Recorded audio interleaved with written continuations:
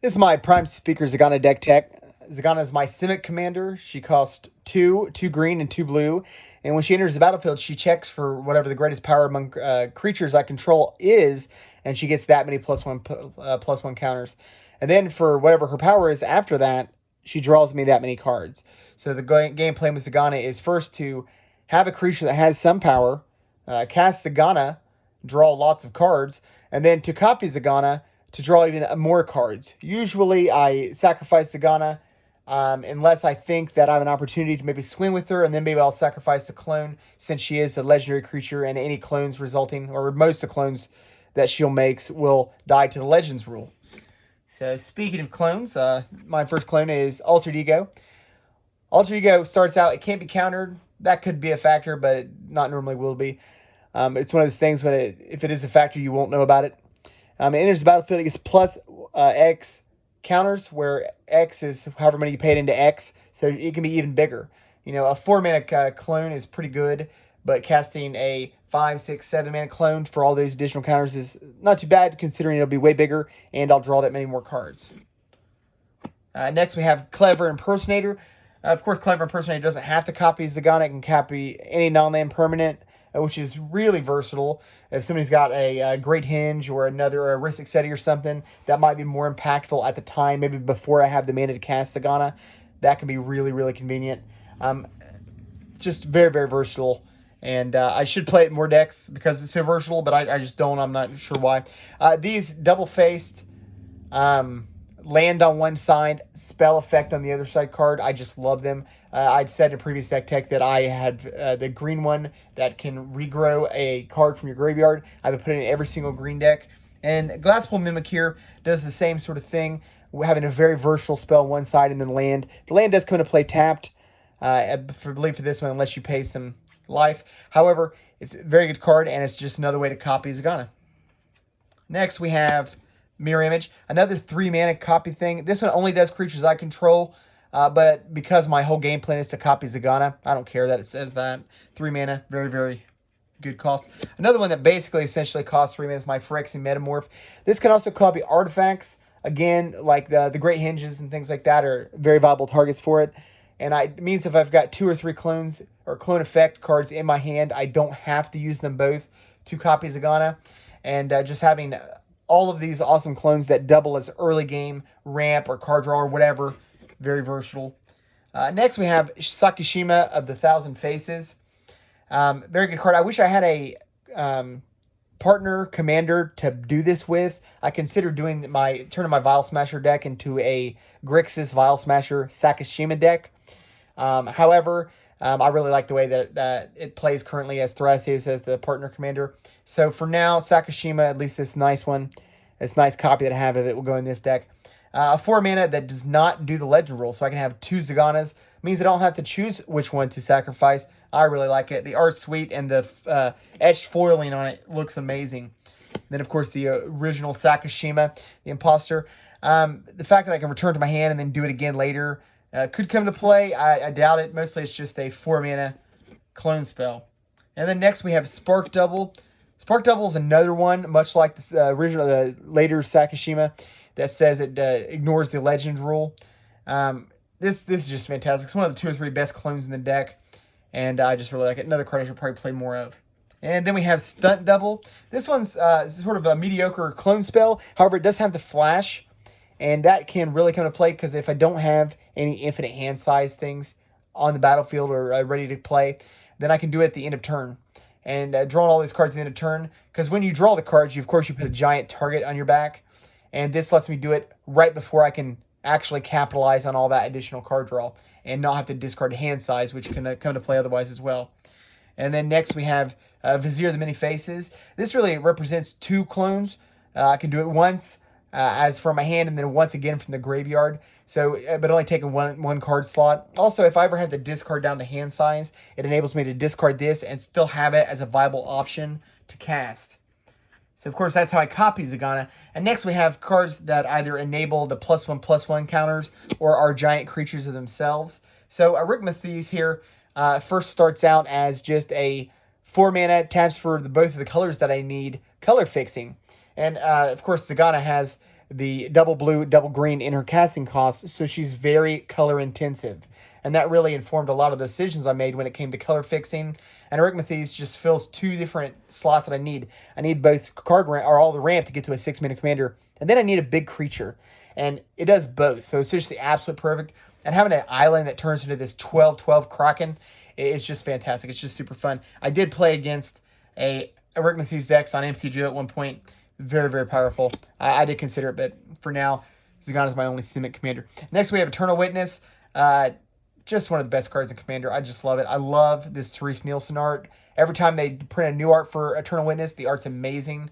And that's just one of my all-time favorite cards. In graveyard decks, of course, it really shines. But for here, it's just really good. Regrowth would probably be pretty good, but that one provides power, so that I can draw cards as well. And then we have Forgotten Ancients. Forgotten Ancients just a card I can plop down, sometimes ramp into it and drop it like turn 3 or so, and it gets deceptively giant.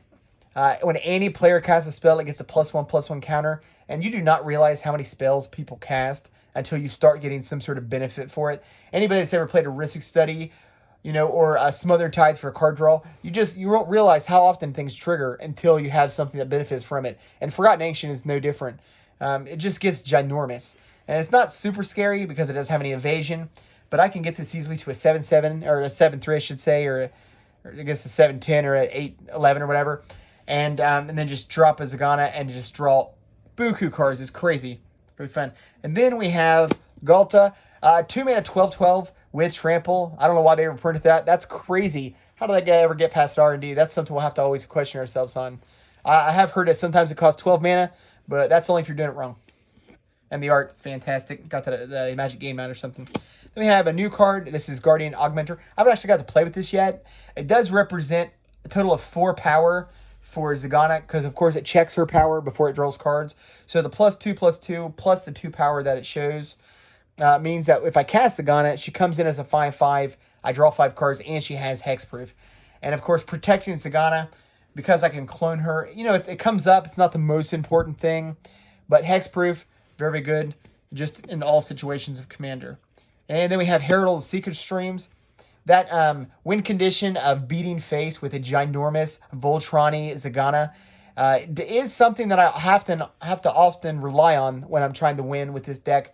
And I'm trying to win before I draw all my deck. Because much like my Xyrus deck, I don't have any way to protect myself from drawing my whole deck. I do that as a matter of fun, not as a matter of competitiveness. I think that sometimes just the idea that I could kill myself with my own deck means that I, adds a little level of fun to the game. And I have lost several times by drawing my whole deck with this deck. And it's fine. It's fun. It's just a fun unwin condition, as I like to think of it. And then I have Kefnet the Mindful. This card is all right. But it's realistically, it's a 3-mana 5/5, right? I generally can never attack or block with it. That's never comes into play. It's just something I can play and then have my Prime Speaker Zegana come in as a 6/6 creature. And this one just sticks around with the Indestructible. Apart from tucking or exiling removal, it just stays put. And that is something you need when you have a commander that relies on other people's power. Then we have Manticore Hydra. Much like the Forgotten Ancient, just another creature that grows. This one does have Trample, though, so it presents a little bit more of a clock. It's a little bit scarier for people, and it doesn't allow me to move the counters like the other one does. However, 3 mana to just get essentially a 5/6 or a 5/5, 6/6, 7/7 creature. Very good. Then we have Master Biomancer. Master Biomancer comes in. I've got all kinds of ways to move around counters or to add power toughness among my creatures.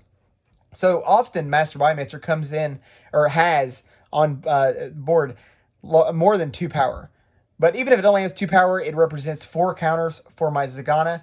And that is, of course, very good, because 4 counters is 4 cards, plus a bigger Zegana. Then we have another, much like my Herald of Secret Streams, Merfolk Sovereign presents 2 functions, both growing my Zegana and making it unblockable potentially, since Zegana is also a Merfolk. And I like the art. And it's not good enough for my Modern Fish deck, so I like to have a place to play it. And then we have Oracle Moldiah. Of course, with green and with my commander costing 6, I have to ramp as much as possible. And like so many cards I've said before this, it presents 2 functions. both power on board, so my Zegana is bigger, and it ramps. So every time that a card does two things, that's good. And then we have a combo of cards, actually. We have first Pier, in order to try to make my Zegana more giant, and then Toothy, and I just love these guys. Another pair that I considered making a commander deck around, although it would be basically the same deck. Realistically, I could nearly change these out as Zegana as the commander. However, the deck would require some alteration to make it function the way, jumping more into the +1/+1 counter theme. But as is, I just love these guys, and they really, really function well in this deck. Next, we have just a ridiculously large creature. That's my 10/10 Primeval Protector. Plays both into the 1/1 counter theme as well as a giant body. And because it costs 1 less to cast for each creature my opponents control, like Blasphemous Act before it, this thing often comes out for 1 to 5 mana for a 10/10. That's just value you cannot beat.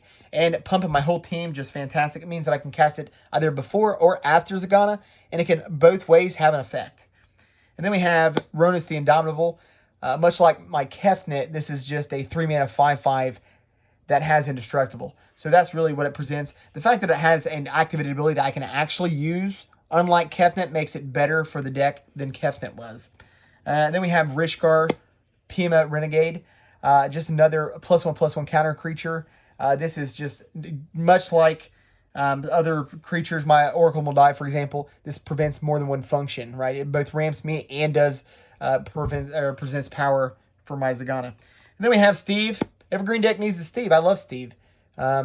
Is it better than 3 Visits or, Nature's Lore? Not necessarily. I could chump block with it. That is something people talk about whenever they do deck techs and they mention Steve. Rarely have I ever chump block with it. But you can, noticing that you can do something, whether it's unlikely or not, doesn't matter. Then we have Sword of Temptation. Often can remove a giant threat to me, as well as present a giant body or an additional blocker. Just stealing somebody's best thing or their commander that's going to be very synergistic and cause them to win. Just very good. And then we have Thassa Deep Dwelling. Again, this is a god, so it doesn't necessarily function as a creature, and we shouldn't count it as such. However, it does blink my Zegana. So it's like a Conjurer's Closet, but for 4 mana. That could eventually be a creature, and I've got so many pips and so many permanents that have blue in their casting cost that this one can easily be a creature and serve both functions, but I don't treat it as such. I really just treat it as a Conjurer's Closet sort of effect. And then we have Verdur's Gearhulk. Being able to place 4 +1/+1 counters on itself and make itself a 5 mana 8/8, or to spread them around. It's just got such versatility, right? And this one, great ginormous beater for my deck. Then I have Wayward Swordtooth. Sort of presents the similar thing to Kefnet or to my Ronus card. Often it doesn't have a send early, but a 5/5 for 3 mana in every scenario is good. All right, so that's all that we have for the creatures. And next we'll go on to the artifacts. We'll start out with my Panharmonicon. And Panharmonicon is just really good because a lot of my creatures have ETBs, so it's not just my Zegana that it works with. But the fact that it works with my commander means that it gets, does something every single game. And being able to blink some of the other creatures for other effects is also very nice, and I just absolutely love that card. Next we have Ronus's Monument. Of course, this makes my commander cost 1 less, as well as a lot of the other creatures that you saw just now. But it also makes my commander come in, and because it gets +2/+2 when it enters the battlefield and gains trample. Of course, the trample's not relevant because it doesn't have haste, but it comes in, it gets a little bigger, and draws me 2 more cards. So it's card draw and mana ramp for 3 mana. That's just fantastic. Every time, if it did that in every commander deck, that card would be the staplest of staples. And then we've got Sol Ring and Simic Signet.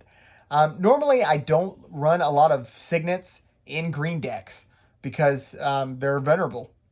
However, my commander is so mana intensive, colored mana intensive, that is, that you really need access to lots of green and blue mana. And Sol Ring doesn't do that, but Simic Signet does. And Sol Ring is just too good to not include. And lastly, we have Thought Vessel to be able to let me keep these giant hands and the Great Hinge.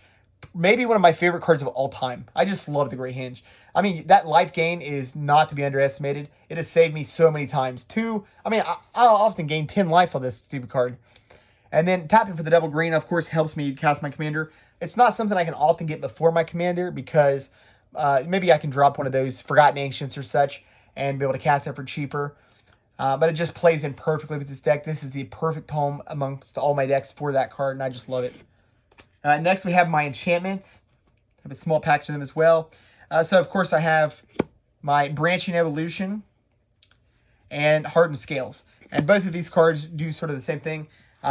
One doubles and one adds +1 additional +1/+1 counter. But they do sort of the same function, just to varying degrees of effectiveness, just making my +1/+1 counter game just stronger than it would have been otherwise. And then we have Hadana's Climb. This enchantment both adds 1/1 counters to the board that wouldn't have otherwise been there, and adds a win condition once it flips. Because on the back side it says for 1, a green, and a blue, and tapping it, I can give a creature +X/+X, where X is the number of cards in my, or where X is its power. Let's see it just real quick.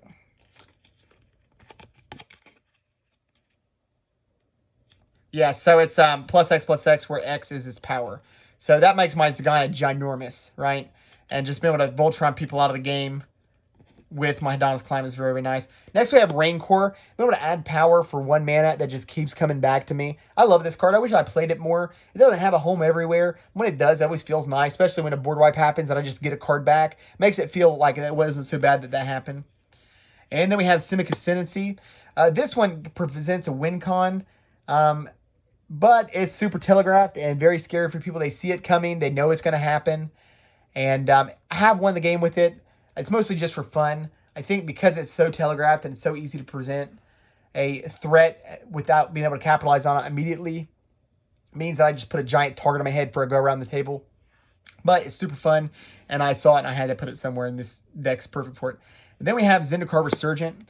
I like mana doublers generally. I generally play large mana decks, whether they're green or not, but especially green ones. This one both draws me cards and doubles my mana. And Zegana, honestly, can get pretty expensive, so having a way later on to be able to cast my very, very expensive 12 mana Zegana, 14 mana Zegana, which happens, I can't clone something that's not on the board. And that's one of the big problems with this deck, is if you kill Zegana enough times. Hopefully I've drawn enough cards to overcome it, but I haven't necessarily, so it's nice. And next we have Val of Flight.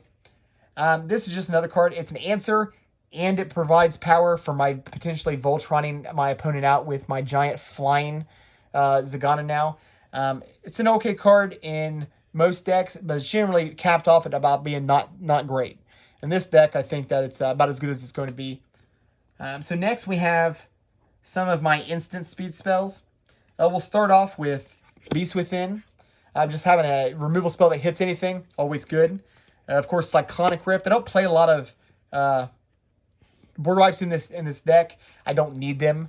I generally have so many answers and so many other things, but Cyclonic Rift is just too good not to play. And then to help me protect myself some and my board state, which does get a little vomited out sometimes. You kind of overextend with this deck. You have no choice but to overextend. So some giant austere command or something can really wreck my day. And Heroic Intervention, although it doesn't help with exiling mass board wipes, it does get regular board wipes or target removal. So I love it, and this full art looks beautiful. And then we have this card I just got. I'm pretty proud of it. My full art Mana Drain. This is one way to get to all that mana that you need to cast just the ridiculous, exorbitant mana cost that I have amongst my deck. And of course, it doesn't help with the double green, double blue that Prime Speaker Zegana presents, but it does enable me to get to the 2 colorless that she has in her casting cost, or more importantly, to double spell. I can do other generic costs. And then we have a pair of cards, both Reality Shift and Rapid Hybridization. These are just instant speed answers for things. Often, the very, very end of the game, I'll have a grip full of cards, and it's just nice to have answers. And these are two of my favorite. And then we have some versatile cards. First, Repudiate and Replicate. Repudiate is very, very, very narrow. Not worth a card spot, if you're just going to play it as a stifle effect. But I would play the other side. The other side is just a 3-mana clone. And that's, of course, great. And then the fact that I have access to a Stifle just stapled on for free is nothing but upside. And next among versatile cards that I have, Simic Charm. This one mainly functions for the Hexproof clause to protect my Zegana. But I can also, that +3/+3 can be just enough to get commander damage times, or it can bounce something that is going to kill me. So I just love this card. All three of the effects are good. It's instant speed. It's 2 mana. There is no downside. The only thing that keeps me from playing this card more is the fact that it's Simic, and I don't have, you can only have so many cards that have 2 different colors in them. There's that. And then next we'll go into a sorceries. We'll start out with the newest card to this deck, which is Replication Technique. I really look at this as a 5 mana double clone, right? Of course, unless my opponent clones something, but generally, I'm going to be doing my Zegana twice and probably drawing 20 cards off of it. And who cares what they do if I'm drawing 20 cards? And the full art's nice too. Pretty cheap card. Haven't got to play it much yet. We'll see how good it ends up being. This is a card that I don't ever see play, but every time I have it, I think it's fantastic. The problem is because I have to overextend on the board, I really can't afford to play too many board wipes because then I completely reset myself and it takes forever to build up my position again. So the only the only board wipes I can really play are ones that only hit my opponents or hit very few targets. And so Aether Gale just does 6 of the most scary permanents on the board that are not mine, or maybe something that I want to save, and 5 of the most permanent scary permanents on the board. And that's really convenient. And another card I talked about in other videos, my Battlegate Recovery. Every green deck. I just love this card. There is no downside. Like, this card costs $13, $15, $20. That would be totally reasonable. It's just that good. If you don't play it or if you haven't tried it, you have to. It is fantastic. And next we have one of my favorite cards come out last year's Rich Cards Expertise. Just another way, a redundant way that's not tied up with my commander to draw a lot of cards. I already have those big creatures. Sometimes something can happen to my commander. It can be tucked or flipped or morphed or whatever. And I just don't have access to it anymore. If it turned into a land, it turned into a Darksteel mutation, indestructible thing. This allows me to draw cards. And the fact that it's 6 mana to cast a 5 mana thing, generally, and draw a bunch of cards, I just love it. And the next will come with my ramp package. I have both my Kadama's Reach and my Cultivate. I love these cards. I love being able to hit my next land drop. I have heard other people say things about how them being overplayed. That might be the case, but I'm not going to stop playing them. I just love them. And then next we have the trio of 3 Visits, Rampant Growth, and Nature's Lore. All 2 mana. Go find a card and put it in the battlefield. Or a land card, put it in the battlefield. I love these cards. Nature's Lore and 3 Visit. Once 3 Visits got reprinted, I was just like, okay, well, I clearly need 20 of those, And Nature's Lore, I love this art. The other arts I'm not a big fan of, but I just love this card. Rampant Growth, this deck is one of my mini decks where it just does its duty. And then lastly, here we have the Sky Shroud Claim. I love this card. I'm going to be able to find 2 forest. Like I said, mana fixing is so important considering my commander's double green, double blue casting cost.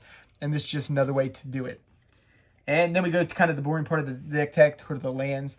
And I start out with 8 forest and 8 islands. And I like to use for my basic lands in my 2-color decks. These are guild kit lands. And they have the little design at the bottom of the land. And I just really like that. I like them all to match. And this was a fairly cheap way at the time, maybe not so much more, to make all my lands match and to be thematic.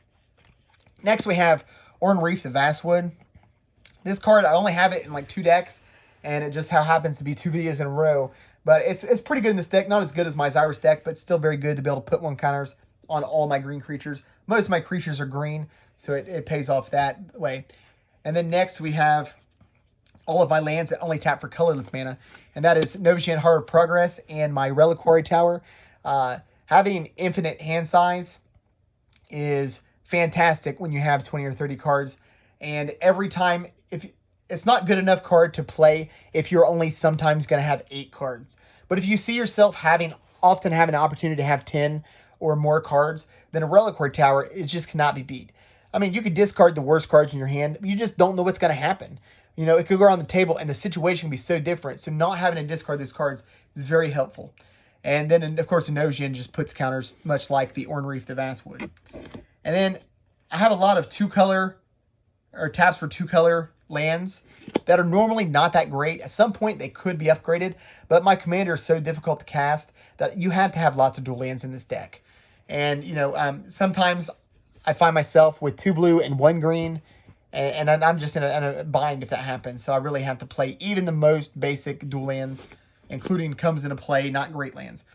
Then I have 2 lands that I play for they're mediocre, depending, but a Scry land and a Karoo land I just love them, and I play them mostly because I like the way they play, not because I think they're good.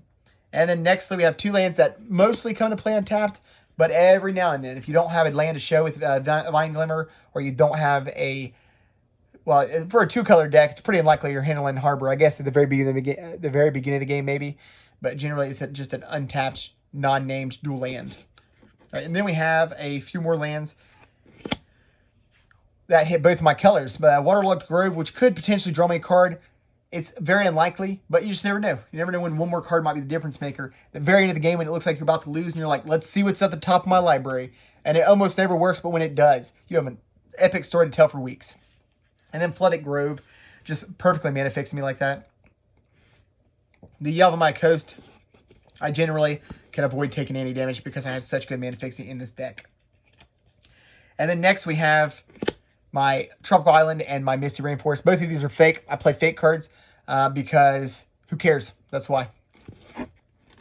And then we have my Rejuvenating Springs, Breeding Pool, and Bark Channel Pathway. Just 3 more awesome ways to get both my colors.